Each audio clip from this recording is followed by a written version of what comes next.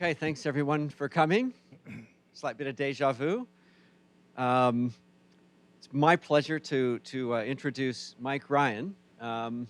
Mike's been here, I think, many times before at the Geophysical Lab, spanning over the last many decades. Mike got his PhD at Penn State.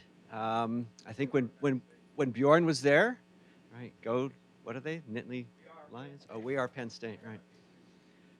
After that, Mike went on to do a postdoc at the Smithsonian, working with Dick Fisk on things related to volcanoes.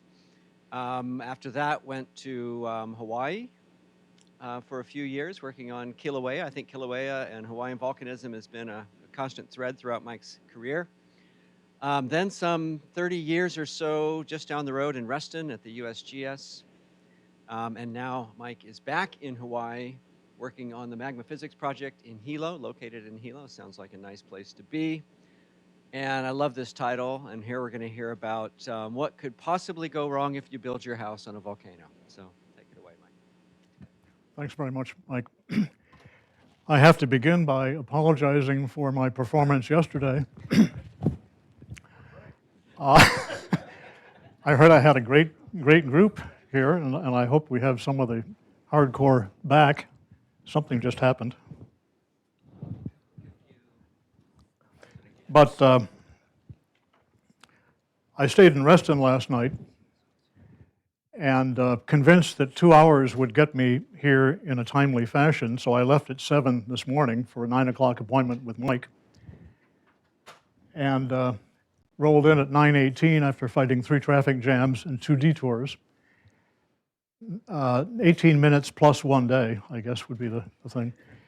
Implying that I probably won't be tapped to lead the next D-Day invasion or moon landing. But what I'd like to do now is talk to you about last year's phenomenal eruption on the Big Island of Hawaii at Kilauea. It was billed as a once-in-a-200-year effect or event. Can people in the rear row hear me adequately? Good, great. And it had a number of things that were stylistically quite similar to Hawaiian eruptions that we've come to know over the years, but the volumes of the lava were enormous compared to the normal eruptions, and the stylistic, so to speak, of the summit activity were very different. This is what things looked like in early June at the summit. We're looking from the volcano house basically off towards Halemaumau, looking at a major eruption cloud that occurred, which brought volcanic bombs of a meter or two up in the air, lots of dust, lots of volcanic gas, and of course some juvenile material as well. Between May 3rd and early June, there were some 60 of these some relatively cataclysmic summit eruptions that were later referred to as collapse explosion events. What would happen is the caldera blocks would immediately subside into the upper regions, the upper levels of the active magma reservoir. They would impact strongly the CO2 charged magma that had accumulated, and then this would launch an explosion event which would lift the caldera back up again, only to be subsequently dropped back down. This is an example. This is kind of a this is a view of the. I guess this works. This is a view of the excavated caldera, or the newly enlarged caldera, from about the same perspective, a little bit closer. And these are some of the seismic events that are associated with these collapse explosion events. The periodicity is crude. It's somewhere in the range of 6 hours to about 29 or 30 hours, but it tends to settle on 26 or 27 hours in the long term. This happens to be a 1-week record of these collapse explosion events. The magnitudes down here with these various diameter disks. The volcanic structure itself is bottomed at about 10 kilometers, so almost all of this stuff is going on within the volcano. Upper mantle earthquakes are shown here in these deeper events. This kind of major summit eruption is not exactly new. It's happened before. This is a shot early in the morning on May 24th of 1924 with visitors from the Volcano House deciding to take the opportunity for a photograph, perhaps not well advised, but it happened anyway. There was a fatality during this eruption. A photographer was struck by a volcanic bomb and killed. But this is the kind of thing that went on sporadically in May of 1924, and the early interpretations were that the magma column had lowered within the volcano's throat, groundwater had infiltrated the conduit, the incandescent conduit, and then that was immediately followed by the collapse of the wall rocks, forming a rubble plug that enabled confining pressures to be set up and then released by the volume change of water expanding into steam. We think that that may or may not have happened. This is an example of what the displacements look like in the fairly immediate vicinity of the volcano summit. Here's Halima'umau and the caldera over here. This is the Caldera Rim Road. You can see that displacements were moving in this direction on this particular block and this direction and this one, disrupting things. The park was closed on the 11th of June of last year due to safety concerns and so forth. Here's a before and after, relatively before and after series of comparisons. This is the caldera and Halima'umau in a tighter view on the 19th of May. This is how things had enlarged by June 13th. A fairly large enlargement and one that has been quite destructive to the physical building that the Hawaiian Volcano Observatory occupied, now displaced from, and one of the park visitor centers. During these collapse explosion events, the displacement profiles at the summit, and this is about a week's worth for comparison, look like this. A kind of a staccato-like stuttering of vertical displacement on an individual event curve, somewhat curvilinear, bottoming out like this, and then an explosion abruptly lifting things to this reset position, which would then be followed by more staccato-like strike-slip movement on these concentric faults that bound the caldera blocks. And when you begin to kind of collectively look at the whole family of curves, you get a kind of a descending downward displacement. Something like 12,500,000 cubic meters per day of volume was displaced by these downward moving blocks, which was almost a one-to-one correlation between the volume of magma moving into the East Rift Zone to later nurture and supply these voluminous eruptions. Here's what in late June, this is what the nested set of caldera blocks looked like. For comparison or for scale in this particular shot, these are 3 bus parking lots, each one of which will accommodate between 20 and 30 highway cruiser type major tourist buses. Now, of course, the whole thing has been rendered unusable, but this gives you some sense of scale. It's an enormous scale with which to begin thinking about what's going on over here.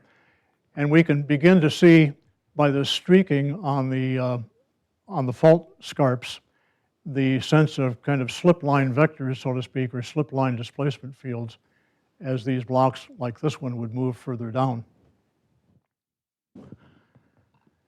This is about the most active subset of the seismicity during this particular period. Southeast coastline of the island of Hawaii for reference, the summit area of Kilauea here, the upper East Rift Zone, the middle East Rift Zone, and the lower East Rift Zone where most of the eruptive activity shown here. And all of this followed a very late April collapse of an eruptive center called Pu'u'o'o, the Hill of the Bird in Hawaiian, which is located about here, a draining of the substructure of that to further points further east, and then a collapse of it, opening up new passageways. And then on the 3rd of May, the eruption itself commenced in full swing. And on the 4th of May, there was a magnitude 6.9 earthquake centered at around 7 or 8 kilometers depth with this sense of displacement on the order of 50 centimeters. So this was an event that opened up passageways at depth and allowed all this eruptive activity to take place later on. This is a little bit of backward-looking context. Between January of 1983 and 1990, Pu'u'o'o here was in eruption, the early phases of which were quite cyclic. And it proceeded to cover an area that was looking like this. This is all more or less Pu'u'o'o older flows. And then there's a so-called 61G flow here, which came along much later. In the process, it obliterated a subdivision called Royal Gardens, which was actually neither a royal nor a garden. It was largely barren land. It was part of a development scheme that Honolulu investors set up in the very late 1950s after statehood. And we'll get into a little bit more about that a bit later. This gives you some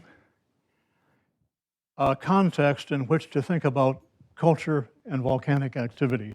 The last phrase of the title was, what could possibly go wrong? And I think if you study this map for a few minutes, you can begin to ferret that out for yourself. There are 15 named subdivisions in Kilauea's lower East Rift Zone. Here are several of them: Eden Rock Estates, so-called Fern Acres, Hawaiian Acres, the Mauna Loa Village, the older town of Pahoa, Hawaiian beaches and Hawaiian shores, Nanawaile Estates, Leilani Estates, which figured very prominently last spring and last summer in eruptive destruction, the Kalapana Seaview Estates, the Black Sand subdivisions, and then we'd already talked about Royal Gardens, which was down here. On June 27th of 2014, there was an eruption which produced this particular flow in the early days, and then that rapidly disappeared into a crack and then reappeared here, marching towards the village of Pahoa, which it ultimately reached, at least it reached in the southwestern quadrant. This is another way of looking at that same general area. You can see the scattered subdivisions that flank the active East Rift Zone, or indeed may lie on top of them, or it. There's a topographic message here. The orangish pattern is a structural high. That's the actual axis of the rift zone. The hatchered pattern down here flanks the rift zone at somewhat lower topography, ultimately extending down to the ocean. And this is also lower topography. So in recent years, recent decades, last couple of decades actually, the Hawaiian Volcano Observatory, in liaison with the Hawaii Island Department of Civil Defense, has constructed a volcanic hazard risk map. And this is one element of that larger map. This is volcanic rift zone number 1.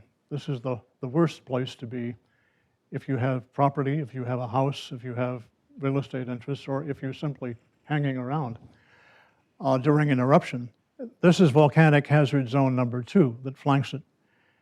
And unfortunately, eruptions that that begin in volcanic hazard zone 1 have a nasty habit of winding up in part in volcanic hazard zone number 2. Here's a slightly dated or somewhat dated map of the 15 named subdivisions involving ultimately, as we speak, about 21,500 people in this particular part of an active volcano. And they're all enumerated here with the then, and I acknowledge this is dated information, population. sometimes in the low thousands. This is 4289 and so forth at Nanawali Estates, which is here. And this gives you some sense of of what is called the volcanic risk. If we have two conceptual balloons, one of them is volcanic hazard, which can be earthquakes, large earthquakes, volcanic eruptions that can be phreatic eruptions or lava flows, or gas emissions. And then we have another conceptual balloon over here, which is infrastructure, communities, people, dwellings, land, farms, and so forth.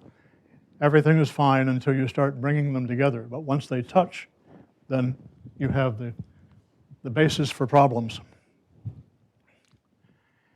This is a map of the distribution of 2018 flows, which are shown here in bright red. Ultimately, there were 22 individual fissures, which all linked up in the subsurface, and actually the shallow subsurface, into one large master fracture. And Leilani Estates in relationship to that. And then the 1840 flow, which has this distribution, the 1955 flow here, and the 1960 flow in February of 1960 at Kapoho.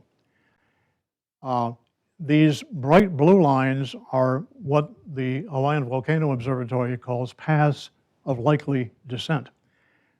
They're basically based on digitizing cartographic maps, or topographic maps rather, and looking at what would ultimately be, we would think of as stream valleys here on the mainland.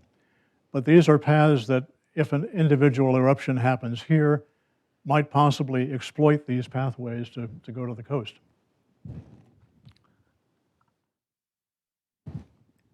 There has been a geothermal development called PGV, or the Puna Geothermal Venture. It's an Israeli-owned activity. They have worldwide operations in Nevada, in Mexico, in the Middle East, and so forth, but they also, in California.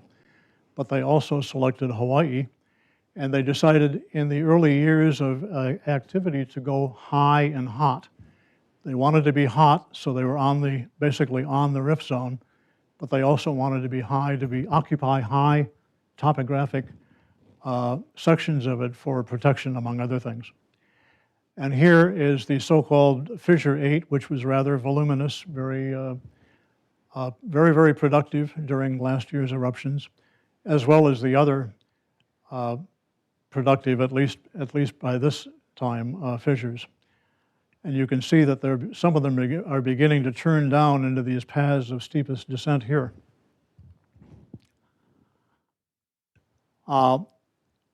Using thermal IR, the observatory has been able to determine the locus of volcanic tubes, or lava tubes.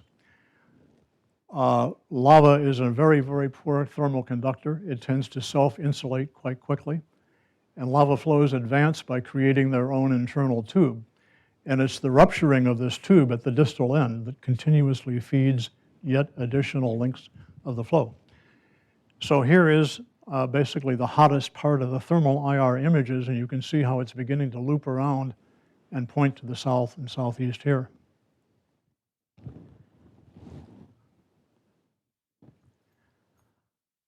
And here it finally has looped around by this particular location. The former coastline is shown by this dashed dot line here.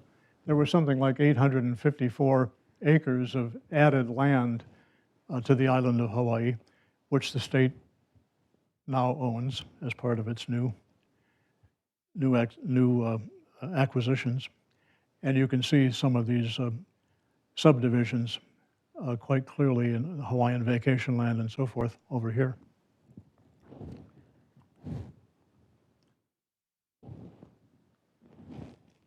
This is one of the thermal IR images of the lava tubes that have been active. This one actually reached the main ocean entry point over here.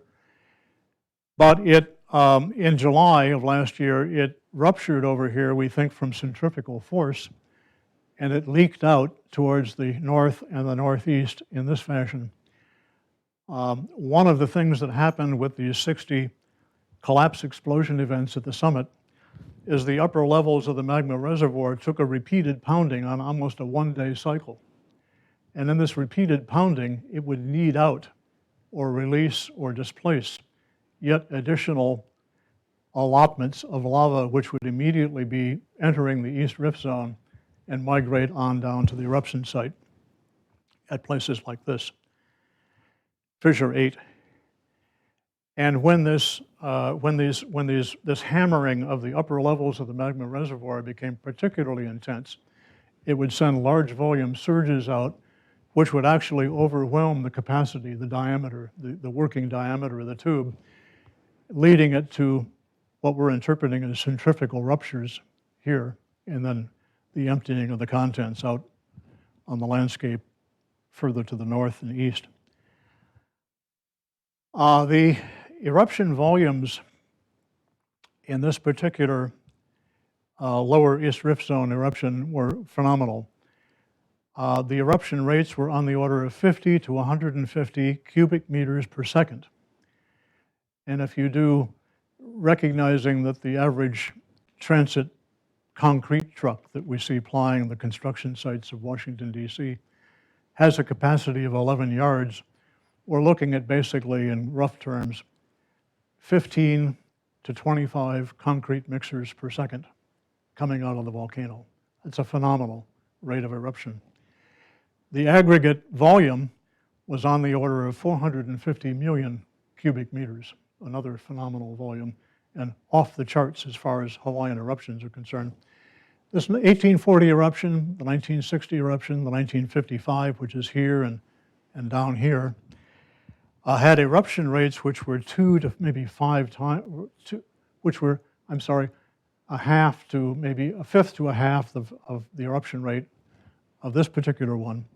And the volumes were at most perhaps 50% or 40% of this one.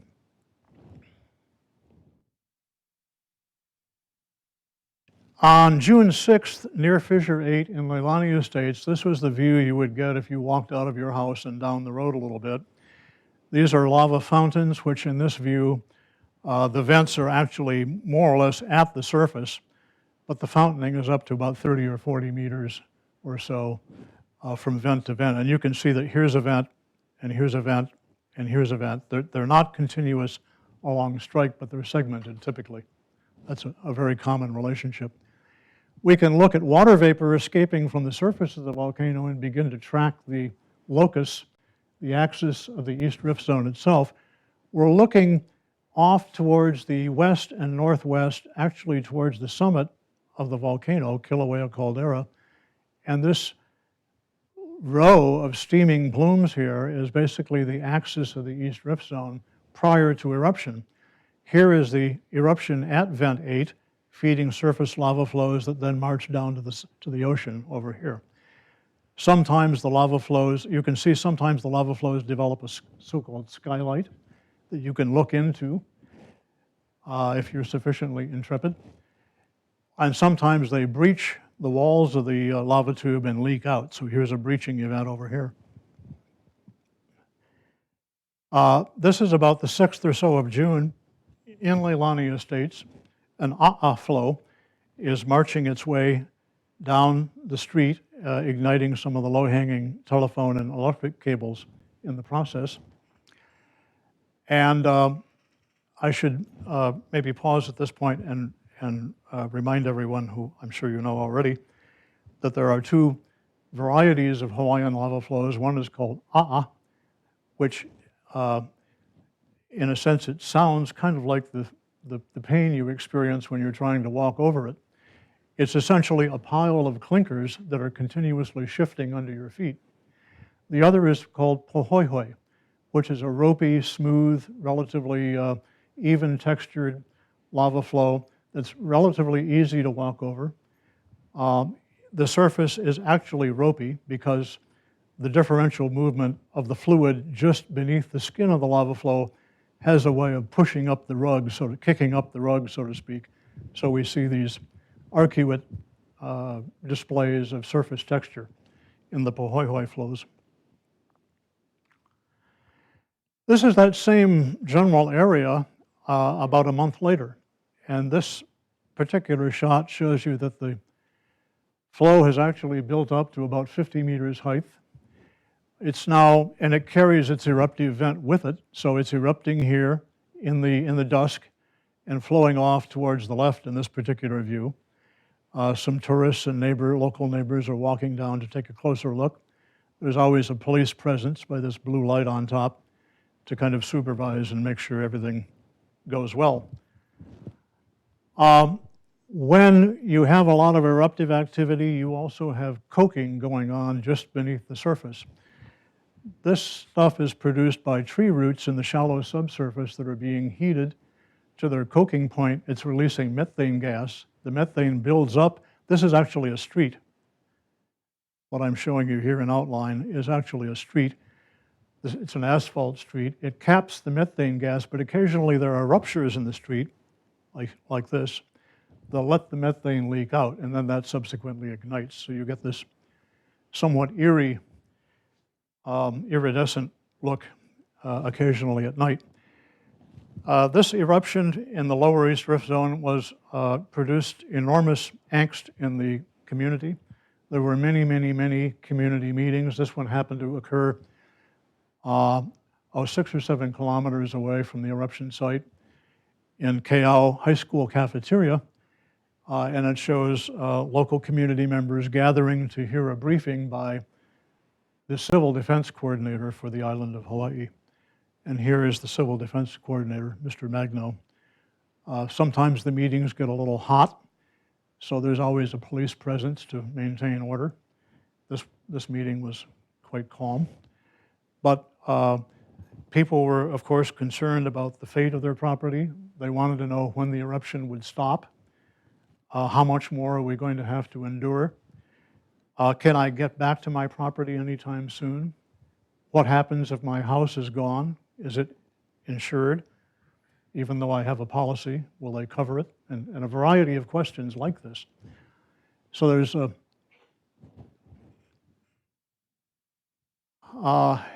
Clarence Clinton was sitting on his porch. We call it a lanai, but it's really a porch. On the 26th of June in Leilani Estates, having morning coffee when a volcanic bomb came through the roof of the porch, badly injuring his leg. So he's in Hilo Hospital recovering. He made a good recovery, but this is the kind of thing that can happen. The local Red Cross opened up a community building and let people pitch tents for privacy and temporary shelter inside the community building. I'm not sure she was quite as euphoric as this picture might imply, but anyway, it did help out. And then later, local contractors and building supply houses pitched in with lumber, building materials, and personnel to construct in the Pahoa community little mini shelters or mini residences for people who were displaced from their homes. This, I have to tell you that this particular area of the volcano was also host to a good deal of agriculture, some of it a little exotic. This, for example, is an Orchid Warehouse, which is about 15 minutes from being destroyed. The flow front is here, and it's marching in this direction. 40% of the state's papaya crop is grown in this immediate area, so we've supplied Honolulu with virtually most of their papaya, or much of it, and so forth. And so it's a mixture of scattered residential houses and ag devoted lots. This is courtesy of Mick Kelber at Tropical Visions Video and the owner of Paradise Helicopters. And it shows the Kopoho Lots subdivision at the time it was invaded by lava. And the invasion is coming in here. Here's the flow front. It's wrapping around this house and starting to approach this one. And it's down here in this location. The flow front on the other side is over here.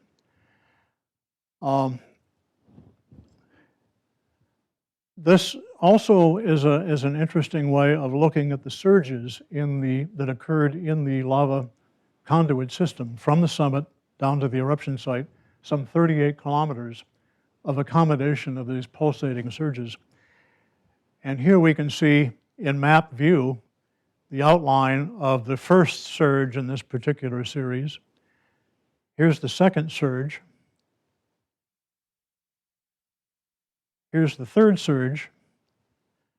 And the last and final surge, by the time this photo was taken, is up here. So this is a pulsing consequence of this collapse explosion hammering that the summit reservoir got for some 60 days to about 60 individual members of this collapse explosion cyclicity.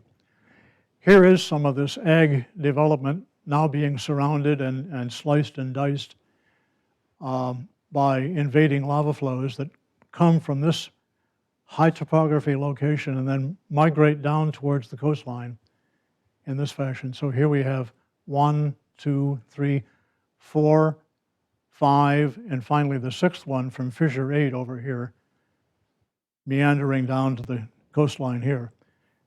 Frequently isolating structures, cutting structures off from road systems and so forth. So that even though my house is still standing and I'd like to use it, I can't, because I can't get to it anymore. I'm paraphrasing what went through the minds of many owners. At this point, the eruption has already stopped, so we're after the 5th of August. The eruption concluded after 95 days on August 5th, beginning on May 3rd. But the lava tubes, being on downslope positions, are still draining. They're still actively draining. Nothing's supplying the top end, but here we can see a whole series of lava tubes draining into the ocean. And here's a somewhat tighter view showing the energy of the surf in relationship to the draining lava tube. On July 16th of 2018, a tour boat called the Hotspot, one of two, left Hilo Harbor about 3 in the morning, arrived on station, or on site, so to speak, about 4:30 or 5 o'clock. There were some 70 people on board. These are very large aluminum craft with 2 enormous Honda outboard engines on the back. And the owner was given permission by the Coast Guard and others to approach the coastal eruptions quite closely, which he did. You can see the vigor of the eruption here as seawater flashes to steam and propels all this stuff up in the air. Among other things that happened that morning was a volcanic bomb came through the ceiling of the boat. It was about this diameter, as you can see, badly injuring 22 people and critically injuring 1 young lady who spent something like 3 months in the hospital in Honolulu as a consequence. This is Hilo Harbor. And here we have Kapoho beach lots and Kapoho Bay, quite picturesque, full of vacation rentals that you can pick up on Airbnb and a variety of other online booking sites, some of them quite lavish. The flow front is shown by this line of steam and smoke columns here, and it's advancing towards the ocean in this fashion and towards Hilo, or towards Kapoho Bay in this direction.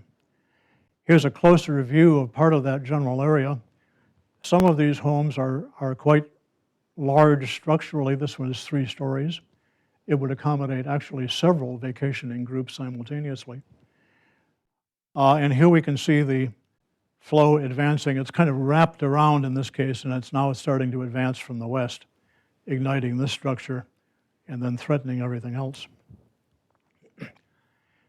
Here's a tighter view, or another kind of view of that same subdivision. The flow coming in lobes in this fashion, wrapping around this structure and then moving up like this and getting ready to do something over here. This house has already been destroyed.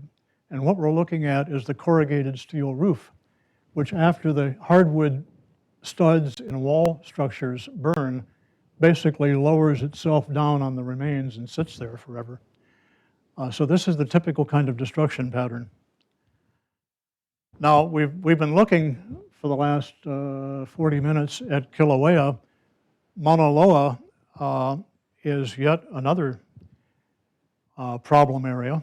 It's the world's largest active volcano volumetrically. It has enormous eruptions that move at very high transit rates over the Earth's surface at high volume and high flow velocity.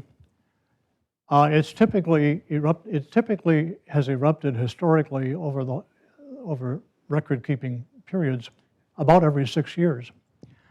Now we're 35 years out with no eruption. So we're way overdue from historical standards. And there are 6 subdivisions beneath the southwest rift zone of Mauna Loa. The rate of earthquake activity per week is shown here in 2010, 11, 12, 13, up to late 2015. And you can see that late in 2013, earthquake activity, seismic activity picked up greatly beneath the caldera and beneath the upper southwest rift zone. These are 2 geodetic stations that span the caldera itself. This is an enormous volume. But MOKP to MLSP, Mauna Loa KP to Mauna Loa South Pit, are these 2 stations, and this is the line length change that happened in the abrupt acceleration of this displacement late in 2014 and up into 2016. Here's what this enormous caldera looks like. This is Mauna Kea, the site of our 13 astronomy observatories off in the distance. And here is Mokuawea, or the so-called summit caldera of Mauna Loa here, shown in low profile outline. The 1940 cone is shown here, and the very uppermost part of the southwest rift zone is shown here with old, cooled, and consolidated flows shown here in these particular areas. Here's another view of the same general area taken further downslope, showing you the heavily oxidized flow units here, the southwest rift zone trace in this position, and the younger flows in dark charcoal color outline. Who are the guilty parties, so to speak? Why do we have high and growing volcanic risk in the state of Hawaii, particularly at Kilauea and Mauna Loa? As I said, there was an investor group that began activity in 1959 at statehood, encouraged by statehood, and they were largely from Honolulu, but there were some Denver interests as well.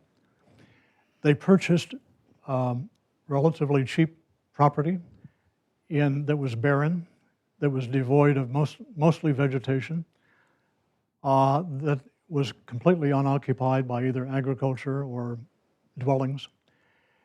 They subdivided it, platted it out, had it surveyed, occasionally would bring dozers in and create road systems or road nets, and then they began to market it. They marketed it across the United States and in places like Australia and elsewhere. Eventually, buyers came so that property owners began to show up and purchase property, at first not building, but eventually some of them did build. The state of Hawaii was very happy to approve these subdivision proposals in the beginning. That stopped about 1970. And the county of Hawaii was happy to grant building permits when applied to, because now the tax roll would begin to burgeon. The county of Hawaii lost $300 million of tax revenue during that 2018 eruption. As soon as the eruption concluded, the tax revenue picture for the county of Hawaii began a free fall collapse in this particular part of the county. By 1990, Royal Gardens subdivision had been completely destroyed, as well as the village of Kalapana. And the insurers who had been insuring lots in the area said, "We've seen enough, we just can't do this any longer, we're out of here." And the state of Hawaii said, "No, not so fast. We're creating a new entity. It's called the Hawaii Property Insurance Association. And if you want to continue to sell insurance in the state of Hawaii, you will be selling to people in the affected high-risk zones, lava zones 1 and 2, among others. At which point a new building boom kicked off, because what have we got to lose? What can possibly go wrong if for some bad reason our structure disappears or our farm disappears? We'll be made whole again and fully compensated by the insurance company. Finally, the last participant is the federal government itself. So all of us in this room now have part of this action, so to speak. The state of Hawaii and the county of Hawaii has approached the federal government for road building and road rebuilding and clearing aid to open up these older subdivisions and let people access their lots again and their houses again if standing and so forth. Here are some of the folks that have been very helpful, particularly the Hawaiian Volcano Observatory and Tina Neal, the current scientist in charge at the observatory. In late August of last year, I wrote a piece for an online journal called Honolulu Civil Beat, in which I argued for an expanded Hawaii Volcanoes National Park. The park was created in 1916 from interactions between Thomas Jagger, who was then the founder and scientist in charge, and Lauren Thurston, for example, a wealthy businessman from Honolulu who was a volcano devotee. They ultimately traveled to Washington. They ultimately convinced Congress to do a park, and in 1916 the park was created. My pitch was that they didn't go quite far enough. They created a splendid thing, but if only they'd gone a bit further in Kilauea's lower East Rift Zone and in Mauna Loa's southwest Rift Zone, they would have fully protected the volcanic domain from encroachment in subsequent years. That didn't happen, so I proposed, I acknowledged and I recognized that many people had tragic losses from the eruptions. Can we make them whole again by buying them out basically at the 1 May 2018 real estate price? Or if they don't want to be bought out, can we grandfather them in what the US park system has used since 1930 as a scenic easement program? You will continue to live on the land. You will continue to use your farm or your house and enjoy it. You can pass it along to your children as an inheritance. You will not be permitted to build new things on it, like a garage, a new greenhouse, or whatever. So it's going to will be frozen in time, essentially. So both of these things were proposed. Now the problem is that in 1916, when Jagger and Lauren Thurston, among others, created the original park, there were relatively few landowners in the area. There were people who owned vast sugar plantations. There was the Bishop Estate and a few others. Now there are literally thousands of landowners. And so I think all of this is kind of an exercise in inventing. Nothing will ever come of it. I acknowledge that in the article, that there will be vested interests in terms of invested residents and owners, politicians, and many others who will fight this thing tooth and nail. But it is an interesting idea, so let's throw it out and think about it. These are, I don't think we need to get too far into this, but these are some additional problems that would throw insight into what was going on last year, particularly in the summit area. Looking at the mechanics of collapse explosion events, the fluid mechanics of magma displacements, because when magma from the early months, the early weeks of the eruption invaded the East Rift Zone, it displaced resident magma that had been in the Rift Zone since at least 1955. It was cooler. It was about 1030 Celsius. It was more evolved chemically. It was more viscous. And then when the new magma invaded, it displaced this older, cooler, more viscous, more evolved magma with younger, less viscous, significantly less viscous, and hotter magma, which enhanced the flow rate. So flow rates in a planar conduit like this are a strong function of the conduit width to the third power in the numerator, divided by the effective viscosity of the fluid that's moving through it. So if you raster up the width a little bit, you get great additional flow rates. Or indeed, if you dial down the viscosity a little bit, you enhance the flow rate. We did both last year. We lowered the viscosity and greatly enlarged the conduit, hence the destructiveness of the eruption. Well, that's it. Thank you very much for coming. And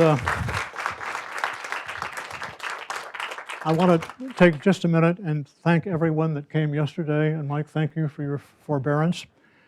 I don't know how I so badly scrambled the dates, but as I may have mentioned, I left Reston at 7 this morning, so I'd be sure and be here by 9 o'clock for my first meeting with Mike. Showed up 18 minutes late, plus 24. So anyway, thank you very much. Thanks a lot, Mike, for a great talk. Happy to take some questions. Steve?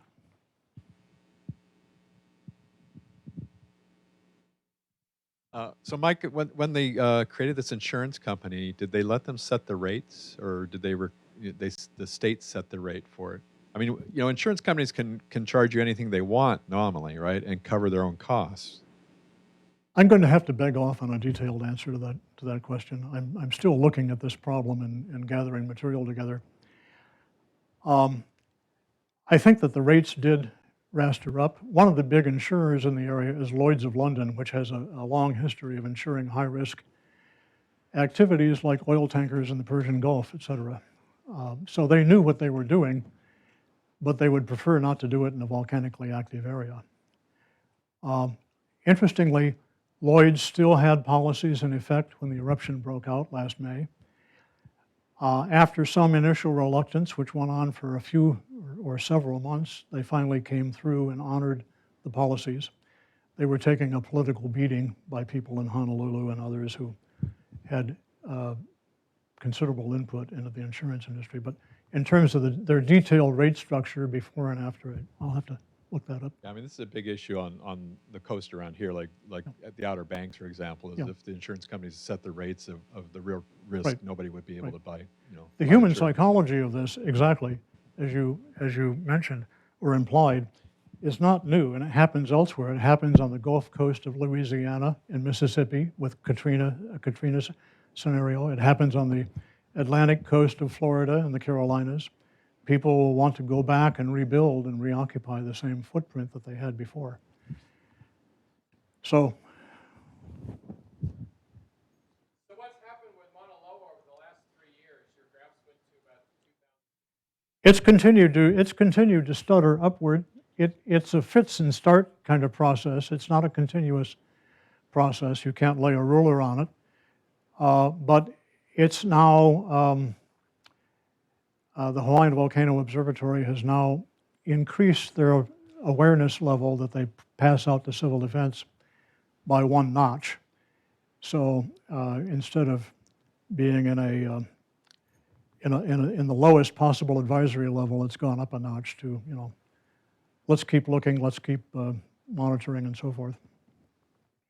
Mike, how does the seismicity you're seeing now, how that compares with what happened before?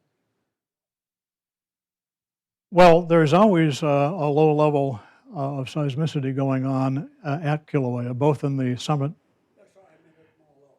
Oh, Mauna Loa. You mean compare now with, for example, the 1984, the March of 1984 eruption? There are several indices of increase in activity that the observatory pays attention to. One of them is there seismicity within the caldera itself, and the ring fractures which bound the caldera, and there is occasional seismicity, like there was before in March of 1984. Is there uplift going on to correlate with or to accompany this seismicity? The answer to that is yes, but it's been sporadic. The other index is because the the volcano is, if we're looking at a north, south, east, west map, the volcano summit area lies in an arc which runs from the northeast to the southwest. And the caldera occupies the center of that arc. The distal ends are the so-called northeast rift zone and the southwest rift zone. One of the consequences of inflation or fluid pressure in that arc is that off in the northwest you get a whole series of radial dikes, which have historically been active. So the more compelling and last straw, so to speak, or last bit of evidence that the observatory needs to see before they really take things to an alert level is seismicity in the northwest quadrant, and they've not yet seen that. They did see it in 1984, but they've not yet seen it in this particular inflation episode, which is a little puzzling, but Steve? Hi, Mike. I have a comment and also a question related to seismicity. The comment is, I remember hearing a news soundbite, when Leilani Estates, was catching fire and whatnot, that some of the people that had settled there had gotten property at such low rates relative, to Oahu and other parts of the islands, like 1/10 the value, that they sort of had made a bargain that they knew they were in a very dangerous area, but it was so cheap to live. Yep. What the heck? Yep. And do you think that's common in that area, or were people sold a bill of goods? Well, I think both are true, and your comment is right on the target. It's exactly correct, and it's the big motivator for bringing people into the area. There's a whole hierarchy of Hawaiian real estate prices, and at the very top end of the scale are islands like Kauai to the northwest, Maui, particularly Oahu and the urban Honolulu area, where condominium, land prices, and single-family dwelling prices are the very highest of all often. And then as you move to the southeast and you get to the so-called Big Island of Hawaii, land prices can still be, non-trivial if you're in areas like Kona, our so-called Western Sunshine Coast. But if you're willing to go into the lava fields and you're willing to go into high rainfall areas, this lower east rift zone gets enormous rainfalls. In Hilo, we get 120 inches of rain a year. They get as much as 400 inches a year here. So you're being hammered from all directions. You're moving into what is either barren or incredibly dense jungle. I mean, it's vast contrasts, both of which tend to be cheap. And so yes, by and large, these have been more adventurous, younger people, either single men or a very young couple with no children, saying, oh yeah, well, let's roll the dice. We'll go out there and hang out for a while.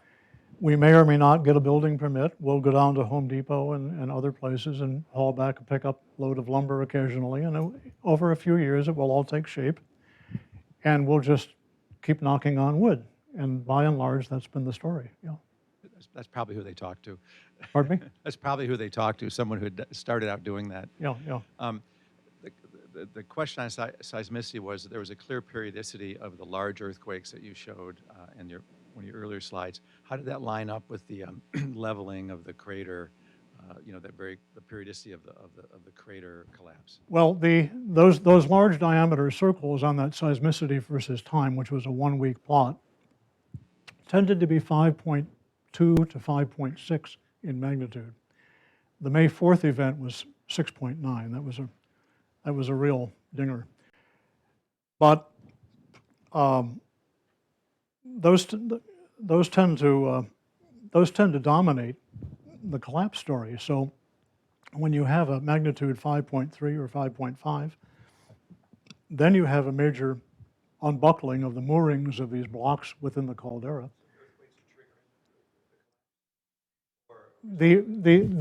Actually, I think the collapse is happening, which then triggers the earthquake, because the collapse of these blocks of material are hammering the upper levels of the CO2 charged reservoir. And then you have a cascading effervescence, which rapidly and explosively lifts the block up in the air again, only to let it come back down again. So there's a bit of a chicken and egg story here. But of course, there's seismicity accompanying the downward slipping of these blocks, and it's not a smooth slipping. It's not a piston cylinder, a well-lubricated piston cylinder. It's a sticky series of slip surfaces that are annually or concentrically arranged, which don't all work in perfect harmony. So I don't know if that got to your question or not. Was there any damage?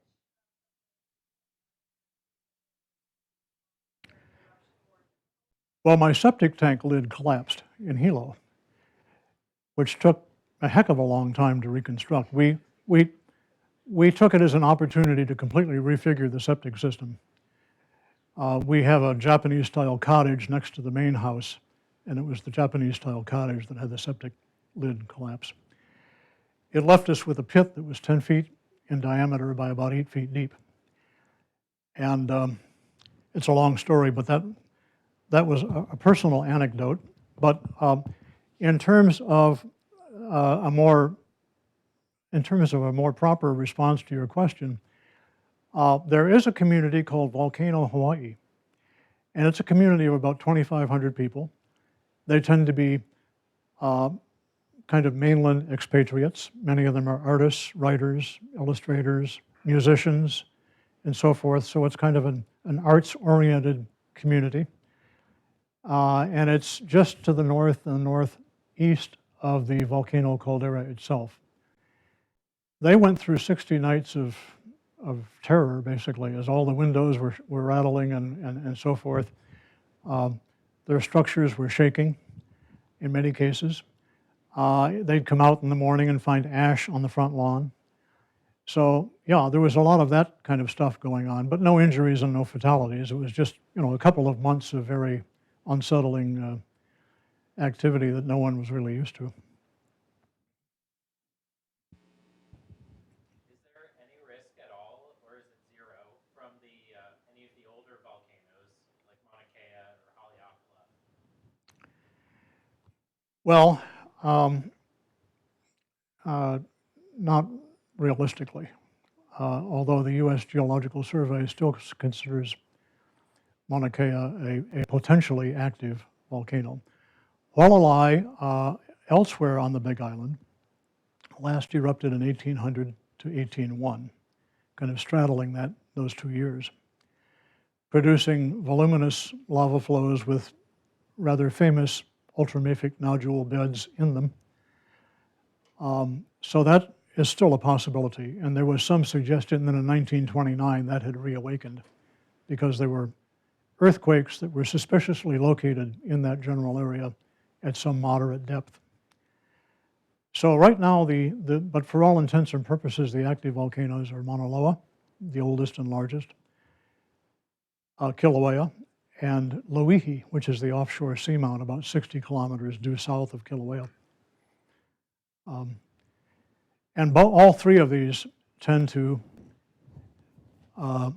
be supplied off the same general area. And I don't know if I've got time for this or not, but let's see if we can find something.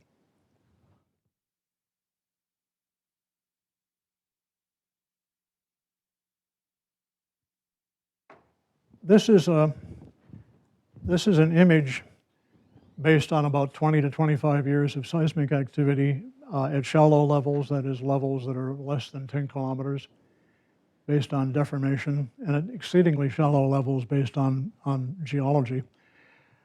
But this is the summit caldera area of Kilauea and the East Rift Zone, which was active in 2018, the Southwest Rift Zone here, Loihi Seamount, and over here to the left of all of this is a pathway that supplies Mauna Loa. This is basically the lower limit of most of the seismic activity, and I've put some process notes over here involving regions of major melting, levels of deep harmonic tremor. CO2 exsolution begins around 45 kilometers depth, plus or minus. A deep ascent of picritic magma and melts in packets. There's isostasy plays a role in this picture and so forth. And then there's a somewhat more focused view. So here was basically Launi Estates off on the right end of this whole process. Here's the Ascent Pathway, the shallow storage between 2 and 6 kilometers depth. The periodic hammering of the upper levels of the magma reservoir here. Repeated pounding to about 60 cycles or so by blocks that dropped in. Shunting batches of magma down into the middle and then lower East Rift Zone, ultimately 38 kilometers distant, and so forth. The magma that comes into Kilauea summit is not so-called summit differentiated olivine tholeite, which has a somewhat lower density, but it's more magnesian picritic melt. And it tends to be neutrally buoyant at deeper levels. This is, in fact, the base of the volcanic system at 10 kilometers.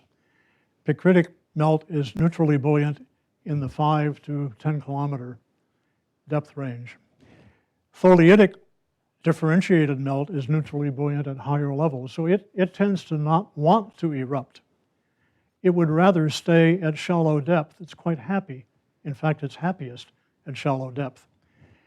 And it only erupts because it's volumetrically displaced by yet newer batches that can no longer be accommodated in this region of neutral buoyancy. It's a delicate minuet between the compressibility of the volcanic shield, which changes in space and time, rising and lowering to accommodate or deny access to subsequent magma batches.